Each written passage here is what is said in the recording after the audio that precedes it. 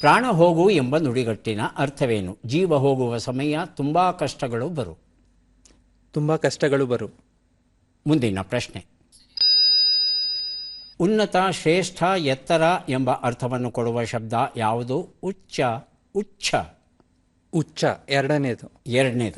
ಮೂರನೇ ಪ್ರಶ್ನೆ.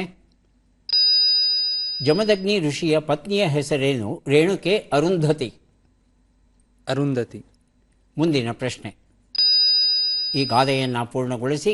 ಸಮಯಕ್ಕೊದಗಿದ ಹುಲ್ಲು ಕಡ್ಡಿ. ಮುಂದಿನ ಪ್ರಶ್ನೆ. ಈ ಒಗಟನ್ನು ಬಿಡಿಸಿ. ಪರಾತದ ತುಂಬ ಮಂಡಾಳು, ನಡೂಕ ಸಪ್ಪರ ಚಂದ. ಉತ್ತರವನ್ನು ನೋಡ್ತಾ ಹೋಗೋಣ. ಒಂದು ಉತ್ತರ. ಪ್ರಾಣ ಹೋಗು, ತುಂಬ ಕಷ್ಟಗಳು ಬರು, ಸರಿಯಾದ ಉತ್ತರ ಕೊಟ್ಟಿದ್ದೀರಿ. ಎರಡನೇ ಪ್ರಶ್ನೆಗೆ ಉತ್ತರ ಉನ್ನತ, ಶ್ರೇಷ್ಠ, ಎತ್ತರ ಅಂದರೆ ಉಚ್ಚ. ಅದು ಉಚ್ಛ ಅಲ್ಲ. ಉಚ್ಚ ನ್ಯಾಯಾಲಯ ಅಂದರೆ ಸಣ್ಣ ಚಾನೆ ಬಳಸಬೇಕು, ನಾವು ಅಲ್ಪ ಪ್ರಾಣದ್ದೇ ಬಳಸಬೇಕು, ಮಹಾಪ್ರಾಣ ಬಳಸೋ ಹಾಗೆ ಇಲ್ಲ. ಮೂರನೇ ಪ್ರಶ್ನೆಗೆ ಉತ್ತರ ರೇಣುಕೆ ಆಗಿತ್ತು, ಅರುಂಧತಿ ಅಂತ ಹೇಳಿದ್ರಿ.